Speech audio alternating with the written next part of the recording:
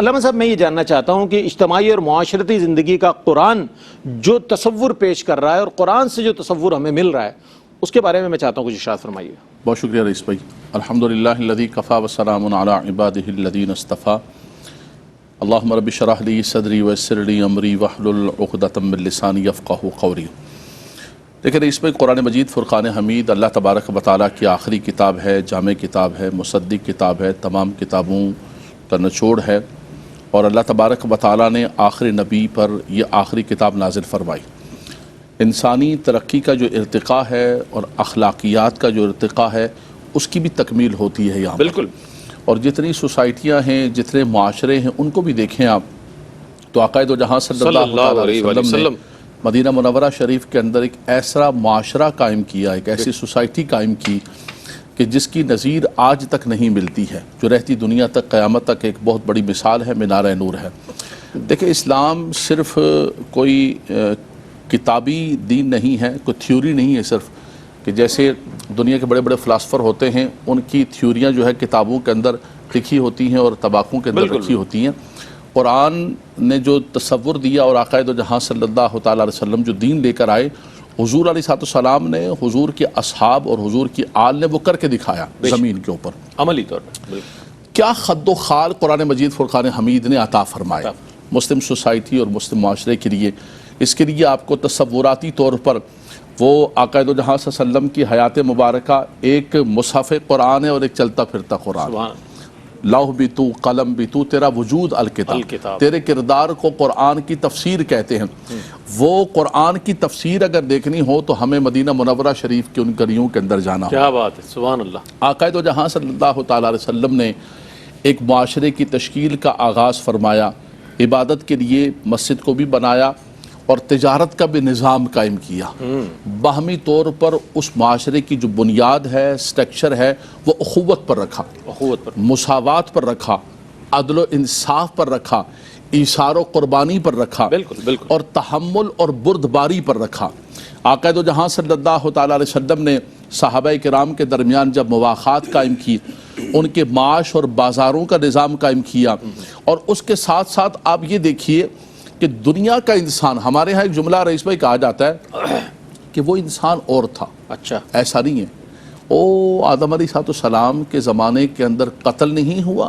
بالکل ہوا. ایک عورت کے لیے بالکل ہوا. تو یہ زر زمین بالکل، یہ تو شروع سے انسان کی جبلت اور نیچر ہے. انسان وہی ہے، انسان کی چاہتیں وہی ہیں، انسان کی محبتیں چیزوں سے یہ ہیں، اور یہ زمین اور زر یہ ہمیشہ رہا ہے انسان کے ساتھ. بالکل. اور اسی سے تنازعات بھی ہوتے رہے، لیکن یہی زمین ہے، یہی زر ہے کہ ایک صحابی رسول دوسرے صحابی رسول کو پیش کر رہا ہے. یہ بنیاد ہے قرآنی معاشرے کی. میں اس پر قرآن کی آیت بھی پڑھوں گا. فرمایا وَيُؤْثِرُونَ عَلَىٰ أَنفُسِهِمْ وَلَوْ كَانَ بِهِمْ خَصَاصَةٌ. فرمایا انہیں ضرورت ہے خود بھی. ایک تو یہ ہے نا کہ میرے پاس اتنا زیادہ ہے کہ میری ضرورت سے اضافی ہے. قرآن کہتا ہے نہیں، انہیں بھی ضرورت ہے. کھانا اتنا ہی ہے کہ یا تو ان کا آل خانہ گھر والے کھا لیں، وہ کھا لیں، یا مہمان کھا لیں. فرمایا ہم بھوکے سو جائیں گے، میرے رسول اللہ کا مہمان. یہ ہے قرآنی معاشرے کا ایثار جو آقا دو جہاں صلی اللہ علیہ وسلم نے قرآن کا عطا فرمایا اور صحابہ کرام نے اس کو کر کے دکھایا. تو ایثار کے اعتبار سے دیکھیں آپ، مساوات کے اعتبار سے دیکھیں، اور سب سے بڑھ کر رئیس بھائی جو معاشرے اور سوسائٹیاں اور حکومتیں چلتی ہیں وہ عدل و انصاف پر چلتی ہیں. نبی کریم صلی اللہ علیہ وسلم نے یہود کے ساتھ بھی معاہدہ کیا، اور آقا دو جہاں صلی اللہ علیہ وسلم کی بارگاہ کے اندر جب بھی کوئی مقدمہ آیا، کوئی فیصلہ آیا، حضور فیصل بنے، تو حضور علیہ السلام نے اس کی نسل نہیں پوچھی، اس کا قبیلہ نہیں پوچھا، اس کا کلمہ گو ہونا یا نہ ہونا یہ نہیں پوچھا. عدل کو پیش نظر بالکل بغیر کسی چیز کے. وَلَا يَجْرِمَنَّكُمْ قرآن کا حوالہ دوں گا کیونکہ قرآن ساتھ ساتھ چل رہا ہے. وَلَا يَجْرِمَنَّكُمْ شَنَآنُ قَوْمٍ عَلَىٰ أَلَّا تَعْدِلُوا اعْدِلُوا هُوَ أَقْرَبُ لِلتَّقْوَىٰ. آپ نے پوچھا تھا کہ قرآن کس معاشرے کی چاہتا ہے، تو یہ ہے قرآنی معاشرہ. فرمایا جب تم عدل کرنے لگو، انصاف کرنے لگو، تو یہ نہ دیکھنا کہ دشمن ہے یا دوست ہے، اپنا ہے یا غیر ہے.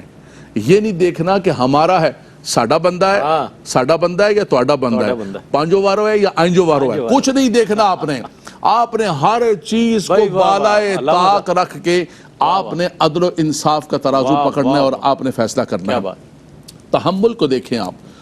بردباری کو دیکھیں آپ، آقا دو جہاں صلی اللہ علیہ وسلم کے مبارک زمانے کے اندر دیہاتی لوگ آتے تھے، آ کر ایسے کلمات کہتے، اے محمد عدل کریں، اے محمد عطا کریں، کسی نے کیا کیا، لیکن آقا دو جہاں صلی اللہ تعالیٰ علیہ وسلم نے عملی طور پر بھی اور حضور علیہ السلام نے اپنے صحابہ کو بھی یہ ترغیب دی، فرمایا یہ سوسائٹی، یہ معاشرہ جس کی بنیاد ہم رکھ رہے ہیں اور اس کی بنیاد وحی الہی ہے اور اس کی بنیاد نظام مصطفیٰ ہے، آقا دو جہاں صلی اللہ علیہ وسلم کی سنت و سیرت ہے، فرمایا اس کا یہ ہوگا کہ تحمل اور بردباری سے کام لینا ہے، امانت و دیانت سے کام لینا ہے۔ آل مکہ کے سامنے ایک جملہ میں کہوں گا رئیس بھائی کہ دنیا کے اندر ایسا ہوتا ہے کہ پہلے تھیوری ہوتی ہے، چیزیں ہوتی ہیں، بعد میں لیکن حضور نے پہلے پریکٹیکل کر کے دکھایا، قرآن بعد میں اترا، آل مکہ پہلے جانتے تھے کہ حضور صادق الوعد والامین ہے، کبھی امانت میں خیانت نہیں کرتے، وعدہ خلافی نہیں کرتے اور زبان سے کبھی یہ بنیاد ہے قرآنی معاشرے کی،